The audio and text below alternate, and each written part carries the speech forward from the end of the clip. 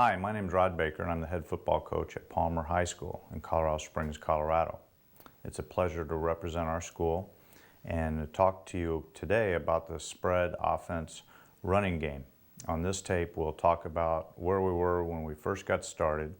We'll get into formations and alignments, and then we'll get into the run game as the tape moves along. When we first started our offense, this is how we looked. We were, before the spread, the defense at the line of scrimmage had numerous players, but they also seemed to be gigantic as they stacked the line of scrimmage for the run. As you can see here, this is a little bit of an exaggeration, but that's how they looked to us and to our coaches from the booth calling plays. We had some large behemoths playing against us and just against our little guys. The personnel that we always seemed to have was that we had a great tailback. We had no real fullbacks or tight ends in our program. The offensive linemen were not smash mouth type kids. We are an inter-baccalaureate school, which means we have a strong academics program. And so we had a lot of big kids who were really smart, but they didn't really knock people off the ball. At this time, we scored about 18.5 points per game for the previous 5 years before we were in the spread offense. The defensive strategy against us during this time was to overload the box with 8 or 9 and 10 men against the run, play man-to-man against our receivers, and really zero in on our tailbacks. We would block every defender we could, and the defense would have 2 guys left to make the tackle. In the passing game, the quarterback was pressured too much. We just felt like they were too close to the line of scrimmage, and they just had too much pressure, and the defense was in their face along with our offensive linemen. The play action was good, but not great. We probably didn't spend the time on it that we needed to, and so we didn't throw the ball very well to get people off of us. I used to break into a cold sweat when we passed the ball, just because it was such an adventure. We didn't know if it was going to be good, bad, or ugly, and usually it was either bad or ugly and not too good. So it was a risky situation for us to throw the ball when we did. It was like taking a leap of faith that it might work out or it might not. The morale in our program was such that one great player got to carry the ball 35 to 45 times per game, but in this day and age, kids, if they participate, they want to be involved, and so morale at this time was low and not real great. Very few kids touched the ball. We did not take advantage of the personnel we had, and 30 kids might show up in the spring to our skill sessions. After the spread offense, the defense kind of looked like this against us. We had 4 quick wide receivers, and all of a sudden the defensive players looked the same, and space was created, and they looked a little bit smaller, and they chased our guys around in space, and so we matched up a whole lot better out of the spread offense. The personnel, we still had a very good tailback, and we've been blessed to have that type of skill at that position over the years. We had 2 to 4 very good wide receivers who can run and catch the ball each year, an athletic quarterback who can both run and pass the ball, offensive linemen who are smart and learn to play with leverage and play by angles. They're smart enough to learn how to get run over slow, is what we tell them sometimes. We now score about 35.5 points per game over the last 5 years, so we've almost doubled our point production. The defensive strategy against us now is that we see 6 defenders in the box giving us numbers in the run game, or we see 7 in the box, which allows us to throw the ball effectively. We now operate in space instead of operating in close quarters against stacked defenses. In the passing game, the quarterback's removed from the immediate pressure at the line of scrimmage by being in the shotgun, and his vision is improved as it's easier to see downfield from shotgun depth than it is with a 3-step drop or a 5-step drop with defensive linemen running all around and putting pressure on them. Now I break out into a cold sweat if we're not passing the ball enough. I get on our coach and say, we've got to throw the ball a little bit more. This is one of those situations where now we want to throw it more than we had originally thrown the ball in our previous offensive sets. Morale is high. Now 6 players touch the ball. We do everything possible to take advantage of the personnel we have. 80 to 90 kids might show up to a 6 a.m. spring skill session, and more kids are involved and they're having fun. Now I'd like to get into the formations and alignments that we use. We're very simple in our formations and alignments, and we believe that by being simple allows us to have great execution. The line splits for our offensive line between the center and guard are 2 to 3 feet, and sometimes we'll stretch that out to 4 feet with the guard. Between the guard and tackle are 4 to 5 feet. The better, more experienced the lineman is, the bigger his split can be. We kind of feel like that as a player becomes more experienced, they can play in space, their feet are better, and they're able to be a more dominant player if they're in space. If they're not experienced or they're not as good an athlete, it's better to keep their line splits close together. Larger line splits stress the defense by allowing for larger running lanes for the ball carrier and larger passing lanes for the quarterback to throw through. The wide receiver alignments, if we go over a base alignment with the ball in the middle of the field, the X and Z receivers align at the top of the numbers. The W and Y receivers split the difference between the outside receiver and the offensive tackle. The receivers will also align according to the play. So they do not always just line up in those set places. They'll move inside, they'll move outside depending on the play. And they move around so much that it's hard for a defense to get a beat on exactly what they're doing. The quarterback and tailback alignment, the quarterback's toes are at 5 yards directly behind the center, and they're 5 yards behind the center. The tailback splits the crotch with the guard's outside foot on the side that he aligns, and his toes are at 5 yards also. So he's the same distance from the ball as the quarterback is. In our doubles formation, as you can see on the screen here, the X and the Z are at the top of the numbers, and the W and Y find a place somewhere between the tackle and the X and the Z. And the quarterback and the tailback are 5 yards behind the center. In our trio right formation, with the ball in the left hash, the offensive line alignments are the same as in doubles. The wide receiver alignments go this way. The Z is at the top of the numbers on the right side. The W is 3 to 5 yards away from the right tackle. The Y is on the right hash mark. The X is on the numbers on the left side. The receiver's alignments can change according to the play. And the quarterback and tailback alignment, they still have the same depth as they have. They're always 5 yards, their toes are always 5 yards away from the center. And the tailback's base alignment is away from the trio side.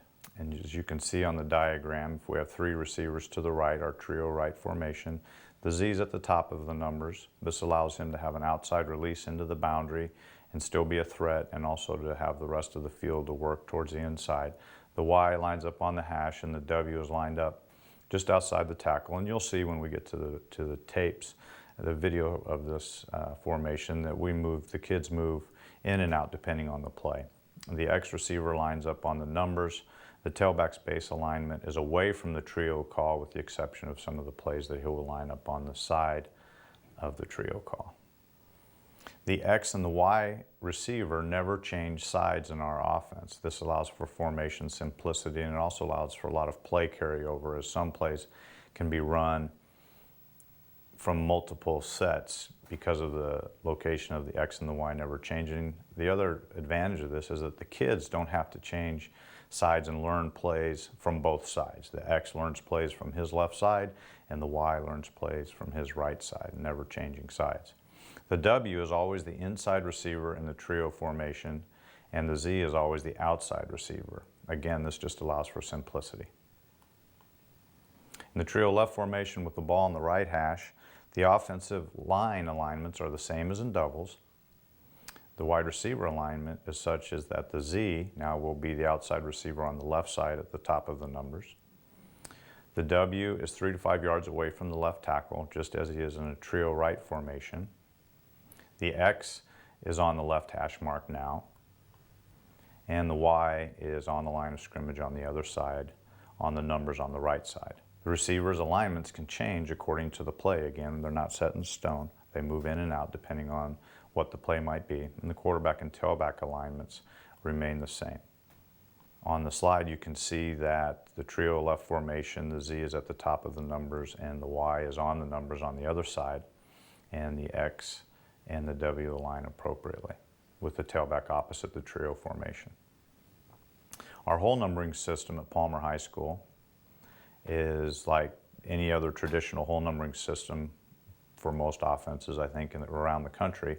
The even numbers are to the right, with the 2 hole between the guard and the center, and the 4 between the guard and the tackle. We put the 6 hole right outside the tackle, and then the 8 hole is outside between the Y and the Z.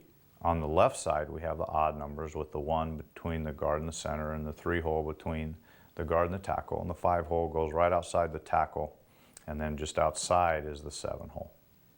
When we number our back and wide receivers, any of our backs or receivers can carry the ball at a given time. And so we number the receivers 1 through 4 from left to right. So the X is the number 1 back, the W is the number 2 back, the Y is the number 3 back, and the Z is the number 4 back. We've numbered the tailback as the number 8 back and the quarterback as the number 7 back. No real reason as to why they're not 5 and 6 back numbers. It's just I think we probably outthought ourselves when we went to coding our no huddle portion of our offense, and so we'll get into that at another time. But those are the numbers for our backs and wide receivers. Now I'd like to get into our base run game, and we kind of feel like this is one of the hidden secrets in the spread offense, and for us it's been just a wonderful thing as far as being able to spread the defense out and being able to run the ball. The concepts of our run game are that we want to spread the defense with formations having 4 wide receivers and run the ball when the defense covers those receivers. We want to gain a numbers advantage in the box. We're an option football team in regard to the run game. We want to do the following things: run the ball inside with authority, counter off of our best inside run play, and get to the perimeter of the defense with speed. We enter many games attacking with the pass first to score points, and then we run the ball late in the game to win. Stress of the run game on the defense is we have designed our system with the thought that in everything we do, we want to cause great stress on the defense. We really want defensive coordinators to have sleepless nights. We want those guys up and wondering how they're going to attack us and saying, okay, we've got our defense set up, but what if they run this play and then we just happen to be able to run that play or that concept? And so everything we've put together in our run game and to fit along with our passing game goes with the idea of stressing defenses to the maximum. Because of our option runs, the defense must have players accountable for the dive, the quarterback keep, and the pitch play. The defense is stressed horizontally in 3 gaps by the triple option play and in 2 gaps by the speed option play. The defense is stressed on the perimeter and in the alley by the sweep play. The simplicity of our run game really lies within the schemes of our blocking rules. We have only 3 base run blocking schemes that allow for the most repetitions and a high level of execution. Our base run plays blocking assignments are the same as our base pass protection, the only difference being the tempo and demeanor of the offensive lineman. The balance of our run game is important to us. We want to have run to pass balance within our offense. Run to pass balance over the past 5 years of our spread offense would look like having all phases of our passing game helping the running game. In 2002, 2003, and 2006, we had really good run to pass balance, as you can see on the chart. In 2002, running for 2,500 yards and passing for 2,200 yards, and then the touchdowns you can see on the chart there, where there were 20 rushing touchdowns to 30, is about as good a balance as you can have. And then the next year we kind of matched that a little bit and threw for a little bit less yardage. And then this past season in 2006, when we threw for 2,000 yards and ran for 2,300 yards, we had great balance from run to pass. And so it's really important to us to have that kind of balance within the spread offense. I know a lot of teams think, hey, or coaches will think, when you go into the spread offense, it's all about passing. I think one of the hidden gems to this offense is the run game. We also want to have type of play balance. We hit each gap of the defense with 3 base run plays. We want to have position balance. We want to get the quarterback, the tailback, and the wide receivers all involved in our run game. We make the defense accountable for all of our skilled players in the run game.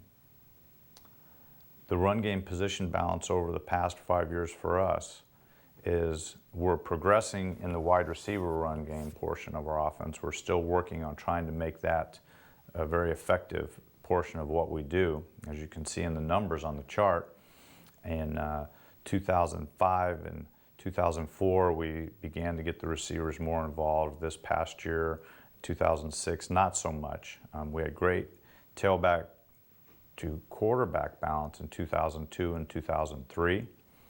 Some years the tailback is just a better runner, like in 2004 and in 2006. In 2006, we had one quarterback get injured, our starting quarterback get injured, and then our second team quarterback moved over from wide receiver to play quarterback for us.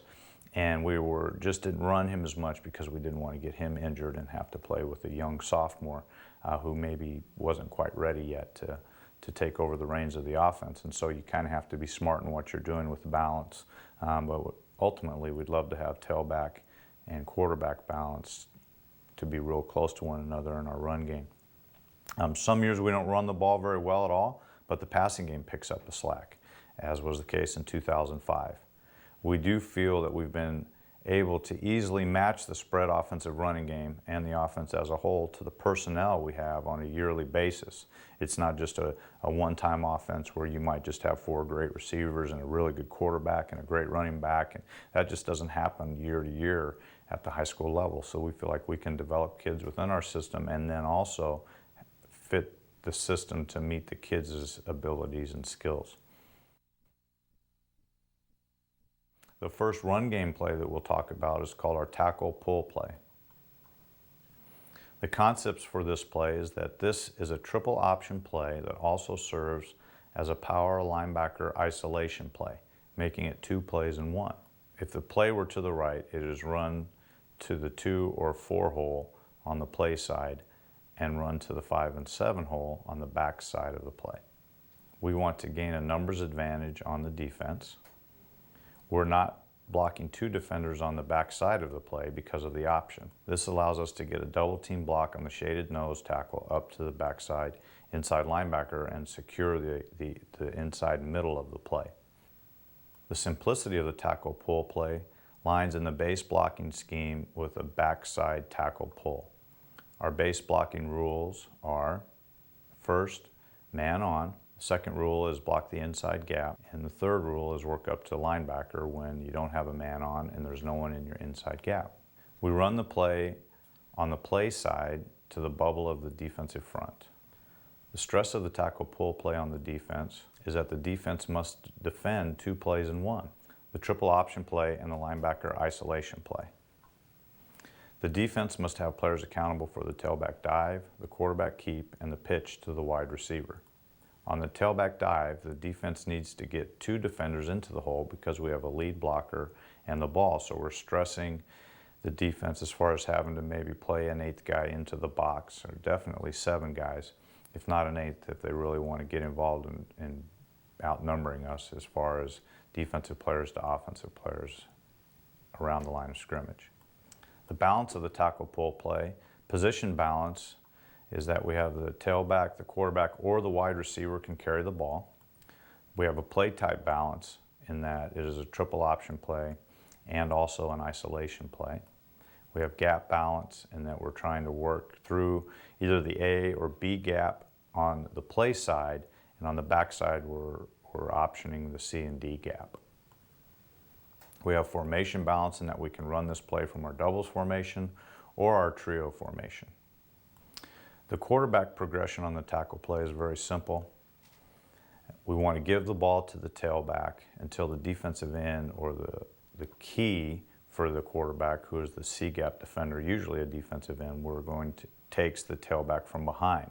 So we tell the quarterback, give the football to the tailback until the C-gap defender can make the play from behind on him. The quarterback keeps the ball is the second option, and he's going to keep the ball in the backside C-gap. The quarterback keeps the ball until the backside D-gap defender makes him pitch.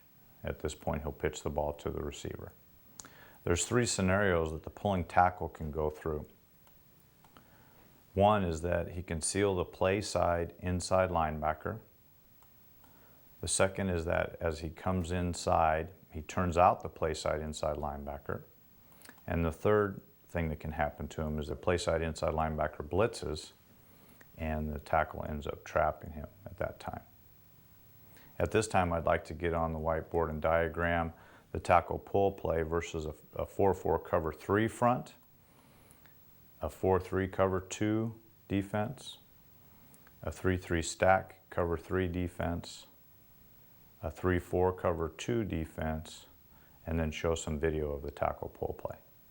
Okay, this is our tackle pull play, and we're going to show it on the board against 4 different fronts, and then we'll show it out of the trio formation. And we'll also show it as a play that will go into the 2-hole or into the 4-hole. And so let's get to that, showing that right now. If we follow the base rules of the offensive tackle, he has a man on, so he's going to turn out. The guard has a man on, so he's going to turn out also. We're going to run the ball in the bubble of the defense right here, which shows we want to take the easiest way, the easiest block for our offensive lineman, which would be in the 2-hole right here. So the center has a man on. He'll base block the defensive nose guard. And the right guard has a man on the inside gap. So if he follows his rule, we'll end up with a great combination block right there. And they will combination block off to the backside linebacker. On this play, we pull the backside tackle. He will pivot on his left step, on his left foot, and he will turn out and pull as tight as he can to that combination block going to that inside linebacker. And that's where the isolation occurs on the linebacker.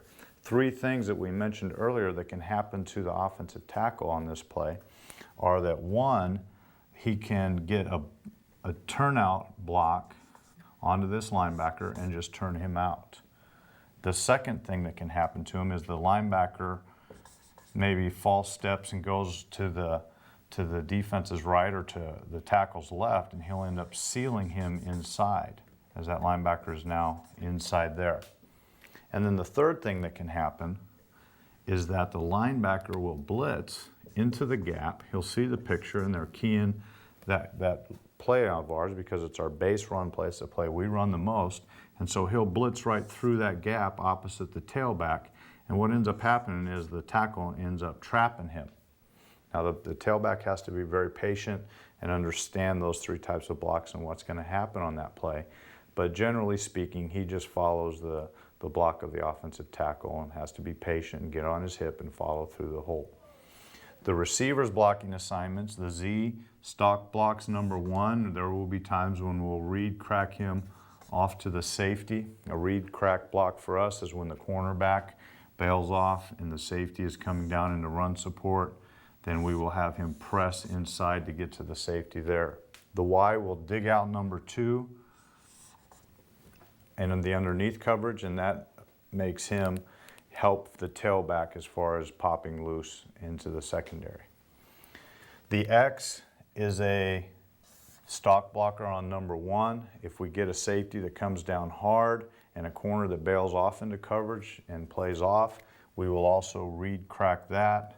If we get the safety coming down run support, we'll crack the safety there also. The W on this play is our pitch man. And so he will take steps in which he will back up and get into a relationship with the quarterback. And so what he does is he gets into a relationship that will be 5 yards away from the quarterback and 1 yard behind him after the quarterback goes through the mesh with the tailback. And let's talk about the mesh with the tailback and then get to the pitch portion of the play. The quarterback catches the snap from the center and he will show the ball to the tailback while he looks at the backside defensive end. So the quarterback is going to key this defensive player, the C-gap defender, for pitch.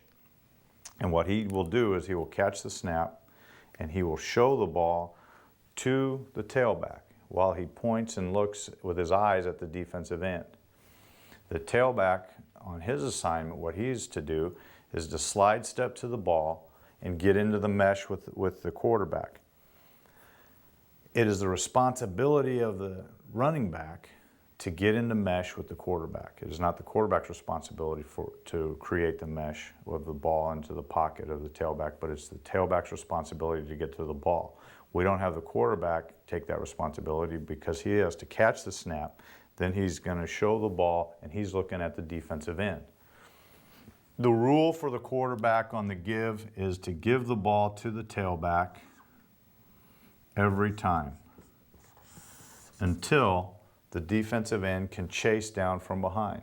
So he'll give the ball, he'll give the ball, he'll give the ball. And then eventually that defensive end will chase that tackle around, and that's when he'll disconnect and he'll attack the next level of the defense. So if we take the defensive end and put him inside where he's going to attack the tailback and try and tackle him from behind, now you can see where that leaves space in here.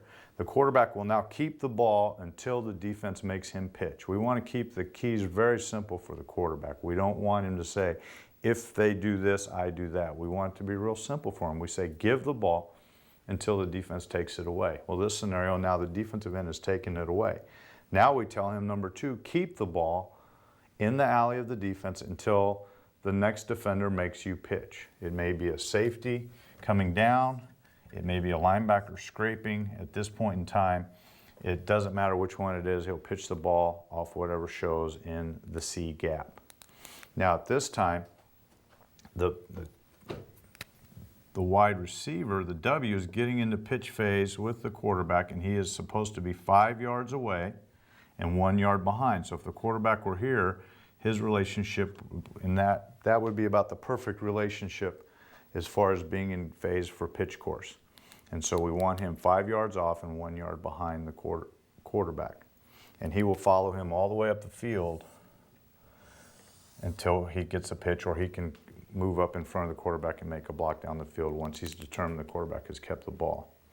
We don't really have specific footwork for the W on the pitch course.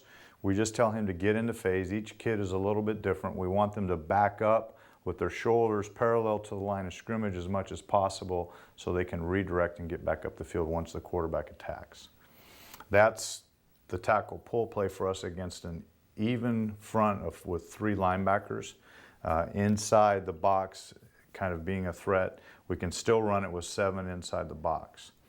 As you can see, because we have 7 offensive players, we have 5 linemen and 2 backs, and they have 7 there. But because we're not blocking the defensive end on the back side, we allow ourselves an opportunity to have a chance in the numbers game. Against a 4-4 defense, we like against this configuration.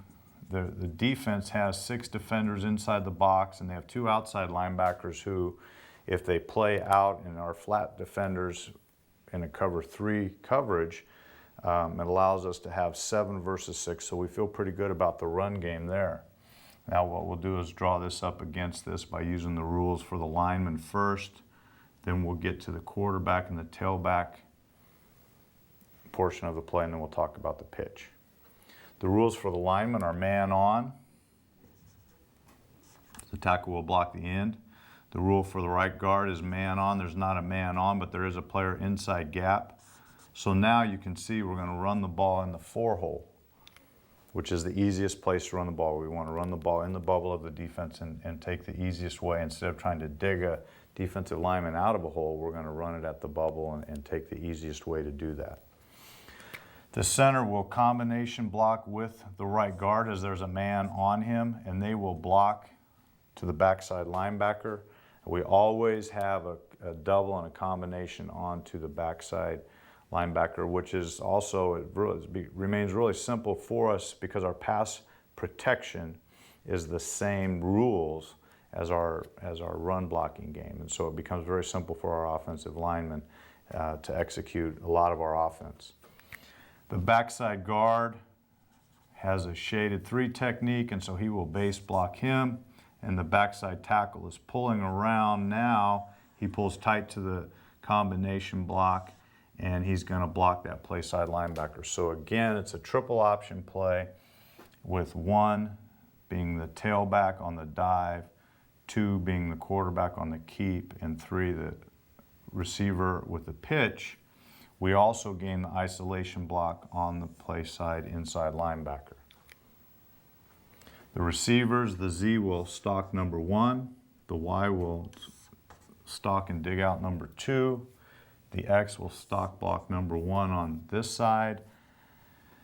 The exchange with the quarterback was he'll show the ball, the tailback will mesh up with him and run, follow the block of the offensive tackle. He's going to give the ball until the defensive end takes it away.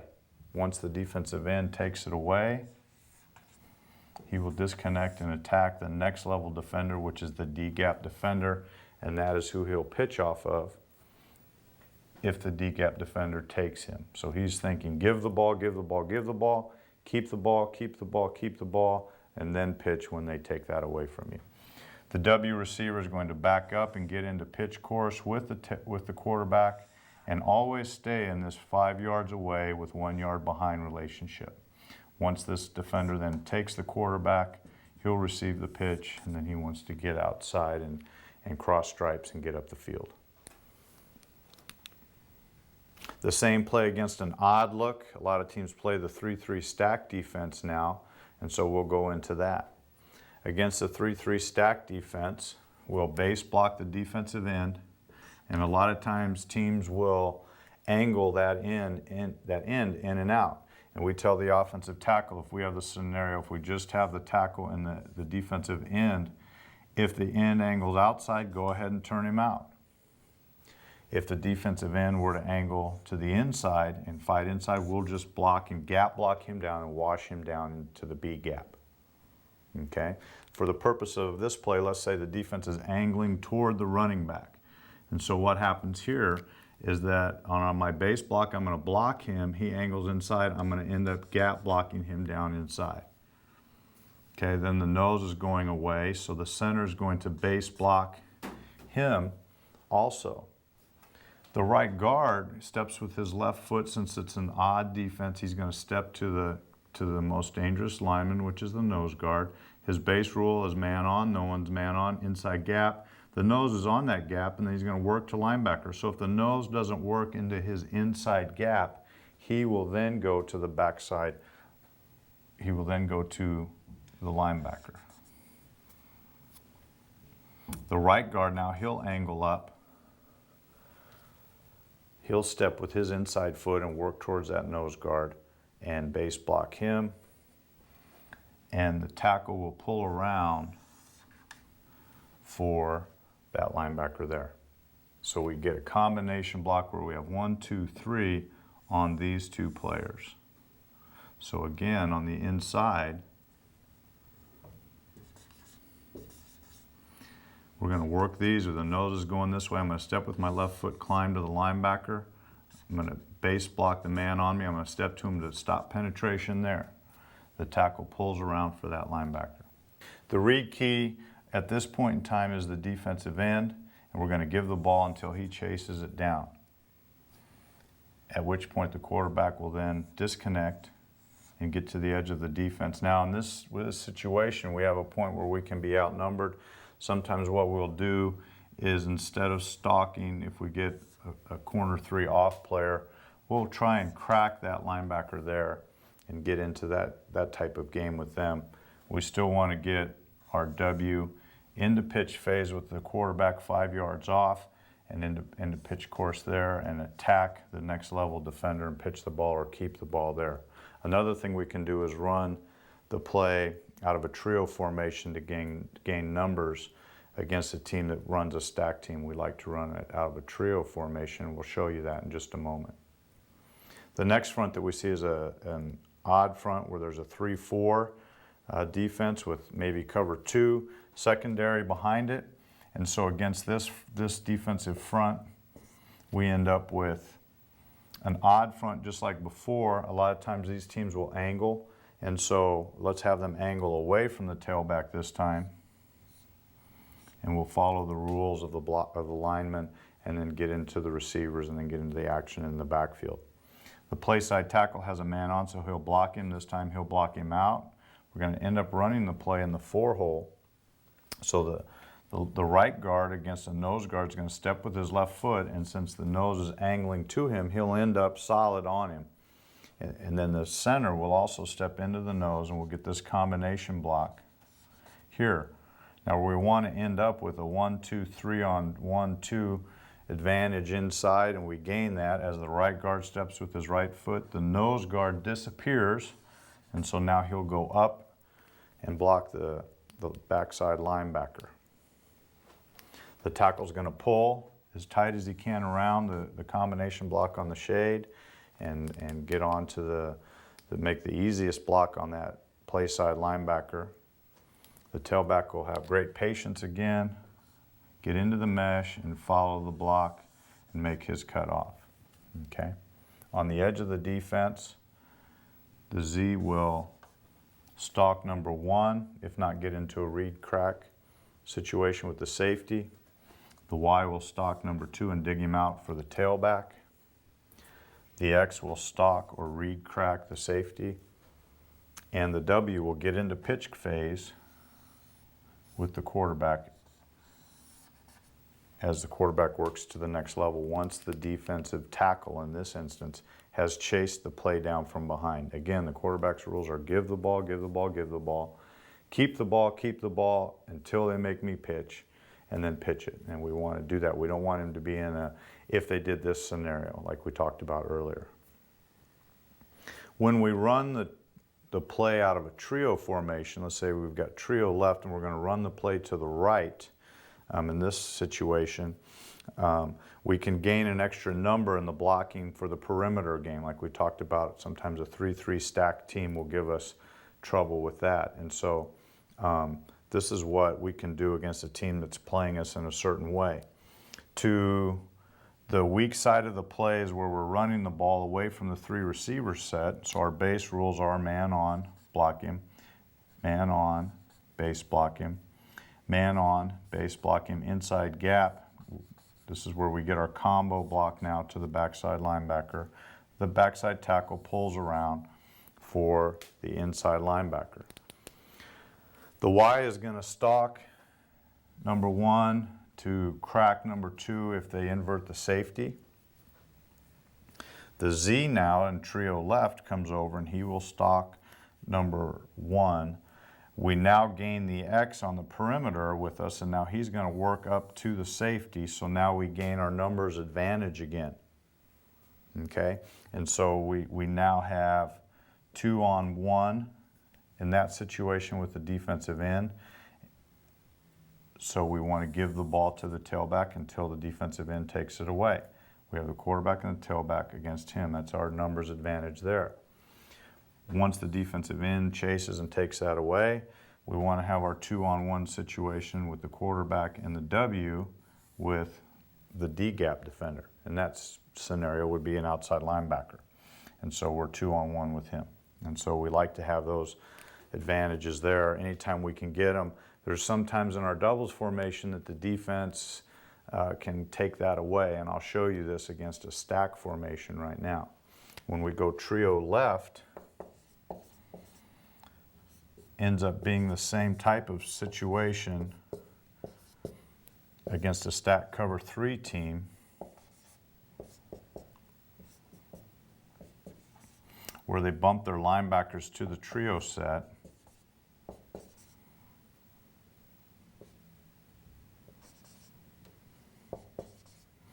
So what we will do is base block the inside, step to the nose, block the nose, combo to the backside linebacker, step to the nose, and combo to the backside linebacker.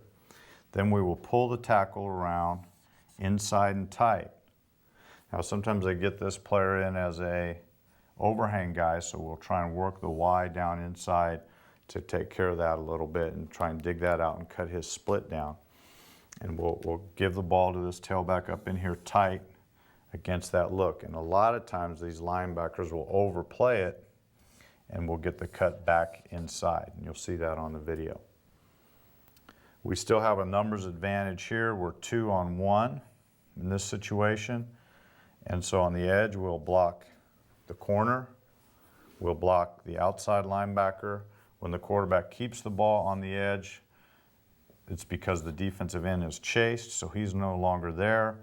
And so now we are 2-on-1 with the quarterback and the W receiver against one defender being the D-gap defender there. So by using the trio formation, we allow ourselves the opportunity to still hold on to our triple option numbers advantage and be able to still run the inside isolation play on the linebacker.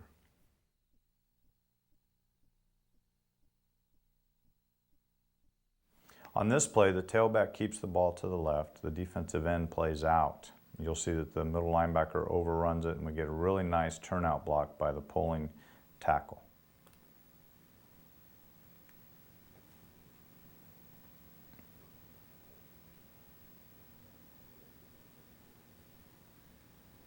On this play, the quarterback keeps the ball, the defensive end chases behind, you'll see, and then the outside linebacker comes to the quarterback also, and so we end up pitching it. The next play is an end zone cut, and we keep it to the right, and we end up with an isolation play on the goal line. You'll see a nice kick-out block by the offensive tackle. And they show it from the end zone again. You see the offensive tackle kick out, real nice. On this play, which goes to the right against a 4-4 front, the defensive end goes to the quarterback and the offensive tackle is up into the hole.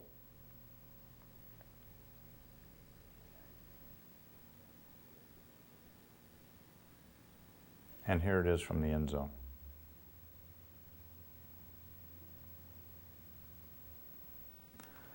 This play ends up being a pitch against a 4-3. The defensive end chases and the outside linebacker scrapes. And again, we want to get the ball to players who can score.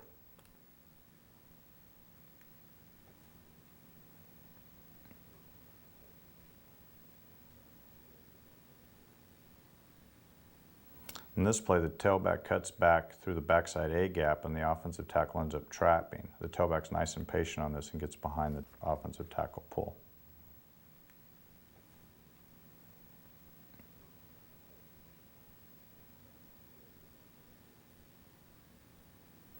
On this play, we get a little motion from our wide receiver, and we put him on the backside defensive end. We did this coming out of the end zone here. We just didn't want to read it, and so it ends up being a straight give. And on this one, you'll see the offensive tackle pulls around, and there's no one to block, and he should keep going on this. We get the Y to fill down inside, and now the tailback's up inside.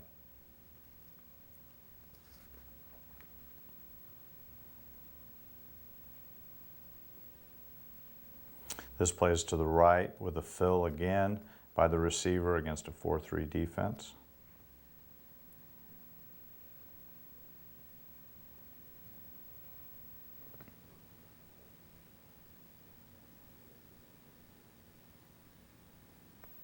This one is to the left versus a 3-3 stack defense. The defensive end and linebacker go to the quarterback and we just give the ball up inside. The offensive tackle ends up trapping.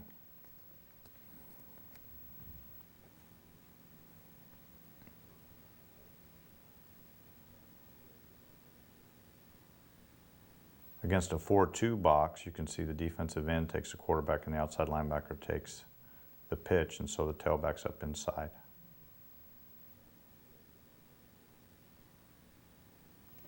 This is against a 5-1 where an outside linebacker and defensive tackle run an X stunt and the offensive tackle ends up trapping.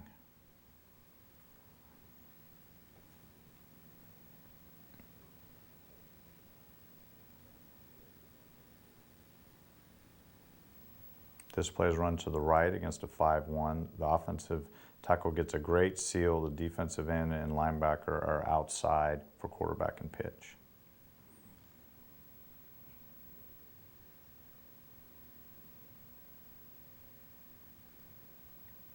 On this play, the quarterback keeps the ball to the left, the defensive end chases, and the outside linebacker is too deep and falls down, so no one's on the quarterback. He could have pitched the ball there also.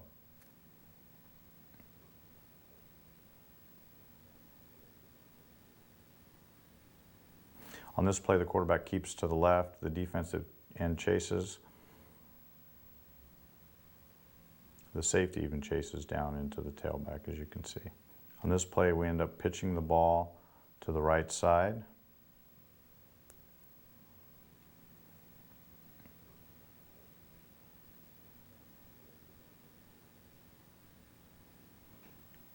On this play, we end up with a keep and a pitch.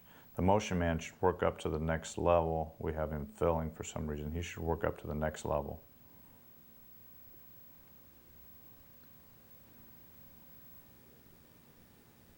This is to the left against outside linebacker blitz.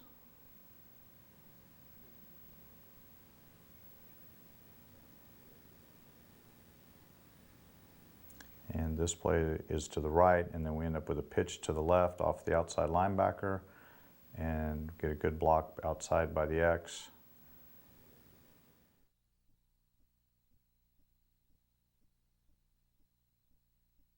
Now we'll talk about the quarterback counter play, which has really been a great play for us as it really mimics and then counters the tackle pull play. So we get the quarterback carrying the ball in this play. The concept behind this is that the counter play with the quarterback keeping the ball behind the pulling tackle after he has faked to the tailback. The simplicity of this play is that it's blocked the exact same way by the offensive lineman, and so they don't have to learn anything new for this play at all except to block the play as it's called. They just know that the quarterback's carrying it instead of the tailback. The tailback fills for the pulling tackle, so at this time we don't read that backside tackle. We just fill for him with the tailback, and this is a key part of the play. The tailback really has to go inside out on the defensive end as he just comes off the edge of the pulling offensive tackle. The wide receiver, who would be the pitchback now, blocks the number 2 defender on the perimeter instead of running his pitch course. The balance of the quarterback counter play is such that the quarterback now carries the ball after faking it to the tailback, and this really does a good job of moving linebackers with the tailback, and then we hit them back on the other side away from the tailback, so we get linebackers out of place. The plate tight balance is that it's a counter run, and gap balance is that the play is run into the bubble of the defensive front, either in the A or the B gap, so we want to take the easiest way to attack the defense. Formation balance, we can run this out of our doubles or trio formation. And the play hits at a different tempo than the play it counters. The tackle pull play with the tailback carrying the ball behind the tackle hits in sort of a boom type tempo, and the quarterback counter play hits at a boom boom tempo. So it hits the defense at a little different pace, which is kind of nice to have in your offense. The stress of the quarterback counter on the defense is that the inside linebackers have to play their responsibilities and not overplay the tailback. The defense must account for the quarterback being the second back in the backfield, and the defense must get 2 defenders into the gap the ball is going, 1 for the lead blocker and 1 for the ball carrier. At this time, we'd also like to get up on the board and show you the diagrams of the quarterback counter against a 4-4 front, a 4-3 front, a 3-3 stack front, and a 3-4 front, and then also show some video of this play, the quarterback counter play. Okay, the next play in our offense is the counter to the tackle pull play, which is the quarterback counter play. We block the play the same way for our offensive linemen on this play as we do the previous play. So let me show you how this play works out. If we run the quarterback counter play, we're going to run this play to the left now. We'll run it in the 3-hole as that's where the bubble of the defense is. We'll base block the defensive end. We'll base rule this, so we will base block here, and go up to the backside inside linebacker. The guard will base block here. The tackle will pull and get around, and it ends up being a nice turnout block on that linebacker there. The Z will stock block. The Y will work to dig out number 2. The W will work to also dig out number 2, and the X will stock number 1 on the outside. On this play now, we will give the same action with the tailback as we did on the tackle pull play, except now he will slide to the side and then he will work into the C gap and block that defender. He will come right off the hip of the pulling tackle and seal that defensive end to the outside. He will not allow him to come down and follow the offensive tackle.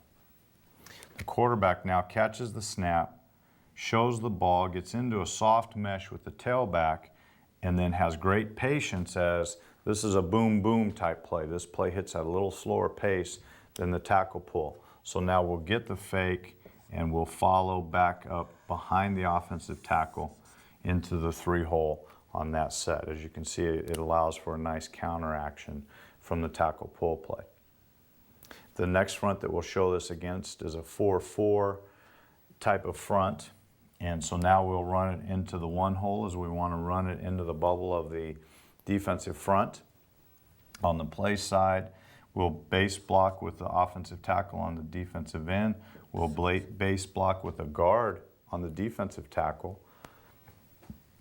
We will base block on the man on for the center. We'll reach block inside or gap block that up to the combination block. So we'll base that and work to the backside inside linebacker, and the right tackle will now pull around as tight as he can into that gap and pick up that linebacker on the play side. Again, the tailback will mesh step and work to fill just off the outside hip of the offensive tackle and not allow that defensive end to chase down. On the perimeter, the Z will get 1, the Y will dig out 2, the W will dig out 2, the X will get 1. The quarterback will get a good mesh fake and then follow up behind the pulling tackle. Again, he wants to have patience on this. At first, the quarterbacks, when we run this play, want to get there too fast. And in this situation, we want them to have patience and get up in behind the hole, behind the offensive tackle. Against a 3-3 stack type of front, we get the same type of play.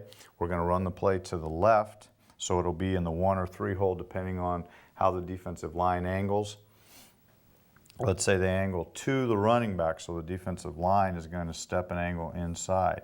So what we'll end up doing is base blocking with the offensive tackle. He'll turn out.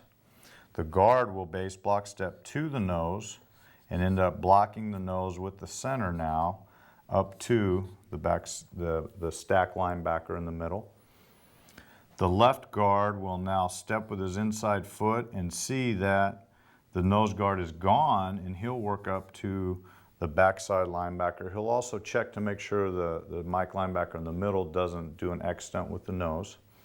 The backside tackle will pull and get around that double team into that play side linebacker.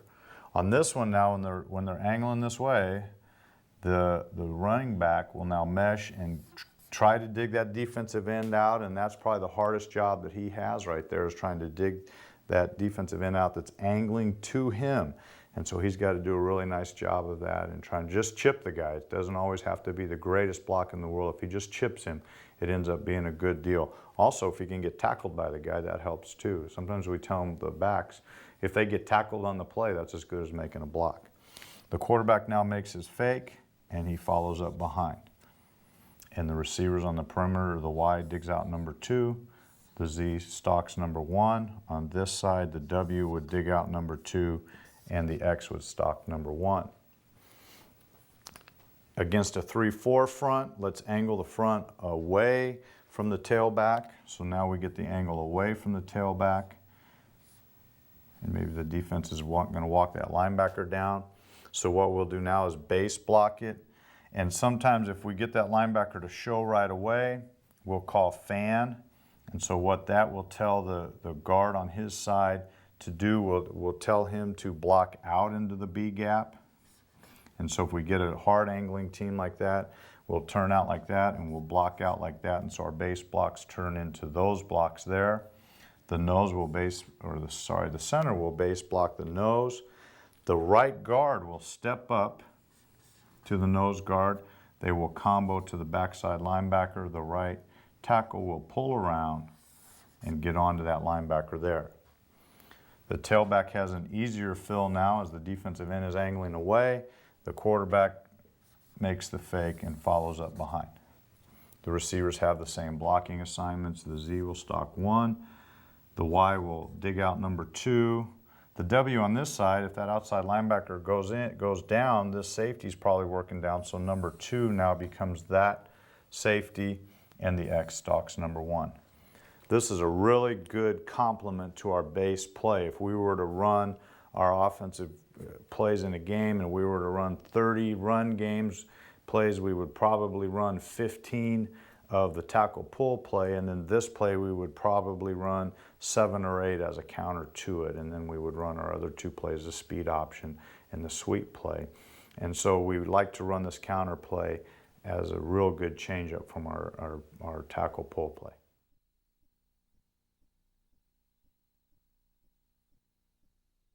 On this first play, it's to the right. The offensive tackle pulls and turns out. The tailback fills, but not very well. He doesn't do a very good job here. The linebackers are affected by the fake, as there's only one inside linebacker left for the ball with an ISO block in front of him.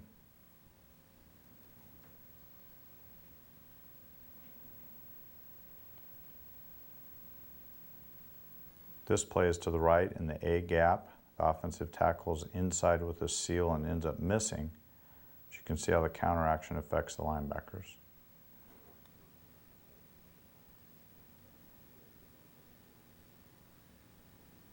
On this play, we get a blitzing linebacker that the tackle ends up trapping. The quarterback has to be patient and let that tackle get around.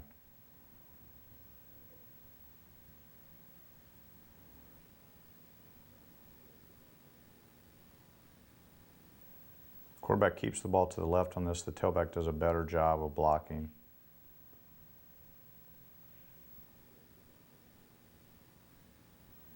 This one's to the right. Offensive tackle gets a turnout block.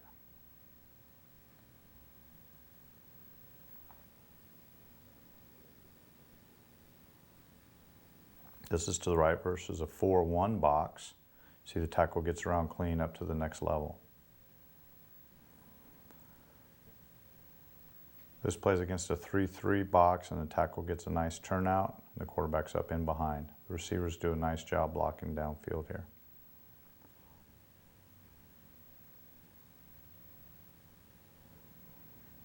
This is to the right. You can see how linebackers are affected by the fakes here.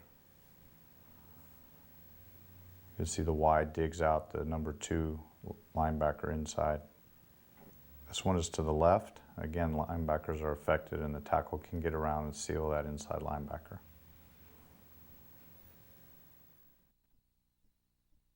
The next play in our run game is the speed option play game.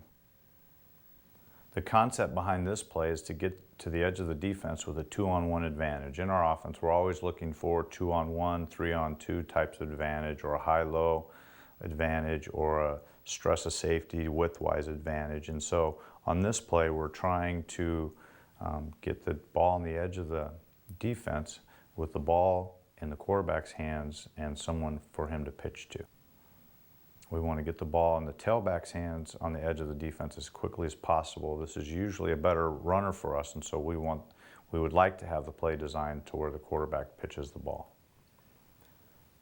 The simplicity of the speed option game lies in the blocking scheme. We veer block the play side and base block the backside. In our veer scheme, the first rule for the players on that side is to block the inside gap and then go to a linebacker if there's no one on their inside gap. So they'll go through their inside gap and work up to the linebacker. The stress of the speed option play on the defense is that the defense must have a defender responsible for the quarterback and the pitch. The play is designed to get to the perimeter of the defense with a 2-on-1 advantage. It's a great play to run into the blitz. At any time if the defense is bringing blitzes off the edge, it's good to run right at them. You pitch the ball off the players who show, or also inside blitzers because it takes away any pursuit that might chase down the play from the inside out. The balance of this play is that the quarterback or the tailback can carry the ball, so we have great position balance. We have play type balance in that it's an outside run now. The 2 plays previous were inside runs. We had the inside run with the tailback pull, and then we had the quarterback counter play, and so now we have an outside run. Gap balance is that the play is run in the C gap with the quarterback and the D gap with the tailback pitch. And formation balance, again, we can run this out of both formations, either doubles or to the trio formation. The quarterback progression on the speed option play, number 1 is to keep the ball. And that we want him to attack the outside shoulder of the C gap defender, usually a defensive end. And we want to keep the ball until the C gap defender squares his shoulders to him.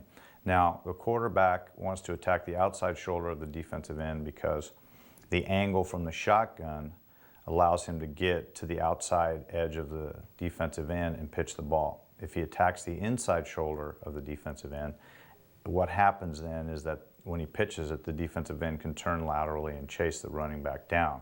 And so we teach the quarterback to attack the outside shoulder of the defensive end on this play. And the second part of the play for the quarterback is to pitch the ball once the defensive end turns his shoulders to him. And we just tell him, when he shows you his numbers, pitch the ball. We want the ball in the tailback's hands on this play as quickly as possible. The tailback is usually a better ball carrier for us than our quarterback, and so we want him on the edge of the defense. And we'll go to some diagrams and videos of the speed option play, and we'll show it out of the doubles and trio formations and against a 4-4, a 4-3, a 3-3 stack, and also against a 3-4 cover 2 type of defenses. Okay, this is our speed option play out of our spread run game. And we'll show this first against a 4-3 defensive front. The rules for the play side offensive lineman for running this play to the right are to veer block. So the offensive tackle will take a step with his left foot, rip through with his right arm. So as he takes that step with his left foot, he will rip through and climb up to that play side inside linebacker. So he'll rip through and try and get to that position there onto that inside linebacker. The right guard will veer block, so he has a defensive lineman down, so he'll veer block that guy. The center will base block, and he will work to the play side, and we'll end up with a combo to the backside linebacker. The backside guard will base block, the backside tackle will base block. Okay. The Z on the perimeter will stock block. The Y will work and look for a linebacker scraping off up to the safety in that situation. If we get the ball to the field, a lot of times this linebacker will be outside the box in that type of setting here. And so the Y will work to the number 2 guy up through him to the safety. And so we want to try and secure that area.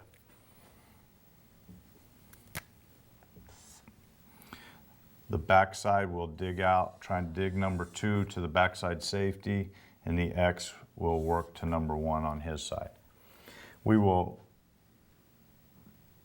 take a step with the tailback in which he gets great width, and then he works to get into a relationship with the quarterback that is very similar to the W that we showed earlier in pitch course, where he is 5 yards away and 1 yard behind the quarterback.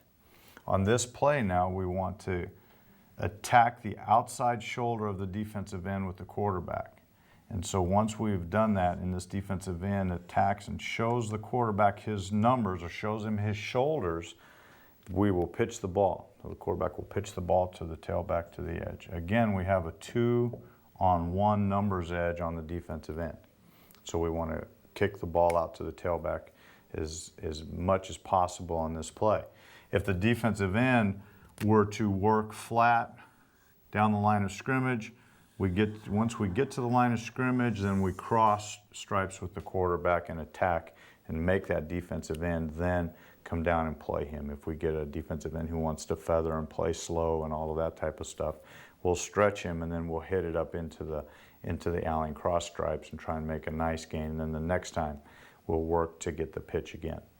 Against a 4-4 front, with the 3 technique and the 5 technique to the side of the tailback, we'll look at the veer blocking rules on this side. Now, the defensive end is outside shade, and he has a tackle on the inside for the offensive tackle. So he's got a 3 technique. He's got that look. He's going to veer block, which means he steps with his inside foot, and he's working there. So he's going to end up taking the 3 technique. The right guard will also veer block and work up. Now, we'd love to be able to get that scenario. We don't always get that type of block. We'd love to get that, but it doesn't always work out that way. Another way that we can handle this is that the guard and the tackle communicate with one another, and you have the defensive end, the 3 technique, and the linebacker. What they end up saying is the guard says, hey, I think I can reach him if you'll just chip him to me. So what we'll do now is The guard will reach, step to him, and the tackle will veer, step to him, chip him, and now we'll get the climb off from the tackle to the linebacker. So we can block that play in two ways. The center will base block on the backside to the nose tackle. The right guard will base block up, and now we get a great combo block to the backside inside linebacker, and the left tackle will block the defensive end as a base block there. On the perimeter, we'll stock number 1, we'll stock number 2. On the backside, the same thing, stock 2 and 1. Now we have a 2-on-1 advantage against the defensive end. The quarterback wants to attack the defensive end's outside shoulder. The tailback takes a width step and gets into pitch course to where he is 5 yards away and 1 yard behind the quarterback. And once we get the defensive end to show us our shoulders, we pitch the ball, we kick the ball to him. A lot of times, boy, that defensive end is unblocked and he will run right to the quarterback and we'll get a nice kick out to the tailback on the edge. Against a 3-3 stack defense, and let's have the defense angle away from the running back. In that manner, our veer rule tells this offensive tackle now to gap it down inside. So he veer blocks and he ends up taking the first thing that crosses his face, which is the defensive end. The left guard's going to veer step, the nose is away, so he'll go right up to the Mike linebacker.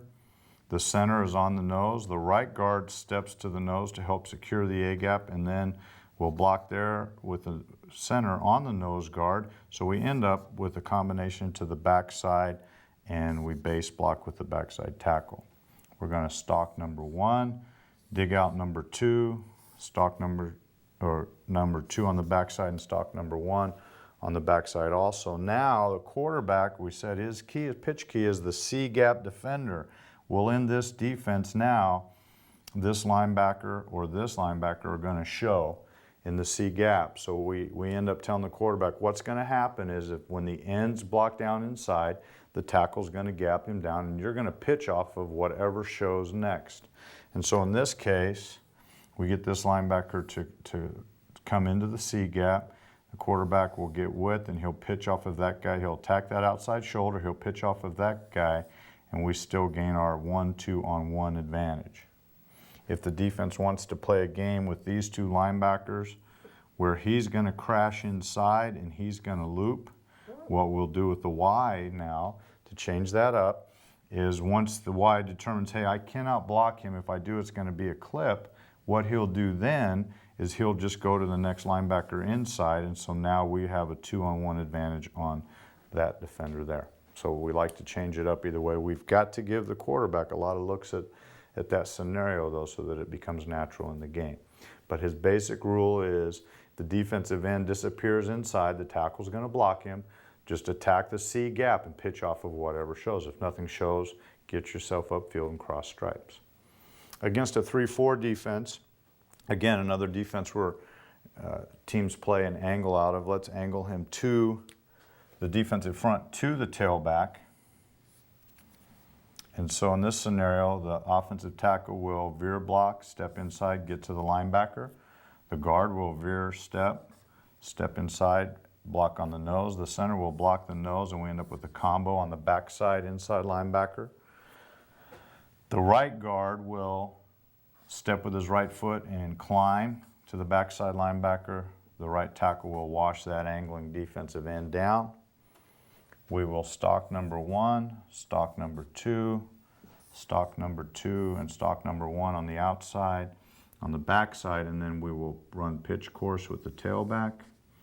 The quarterback will attack the outside shoulder of the defensive end and pitch the ball.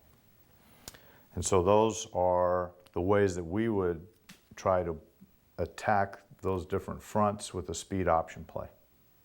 And now let's look at some video of that.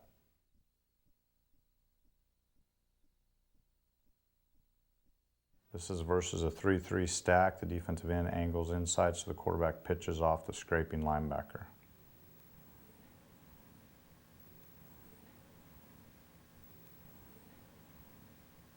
In this play, we get the same look again.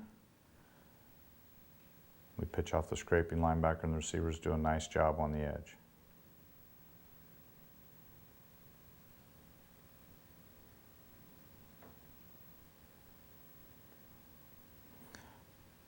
In this play, you see the defensive end gets to the quarterback fast, and so that gets the ball to the tailback fast on the edge.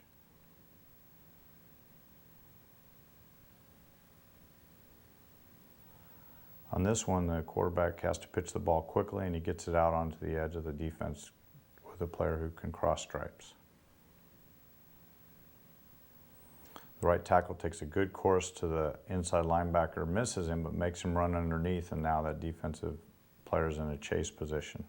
On this play, we motion away from man, and we end up with no pitch player, and so we get the ball out there, and there's no one for pitch as we ran off the defensive back, and the safety had to come over and try and make a play. The right tackle does a nice job getting up to the next level and climbing, and just goes out to the next area of the secondary.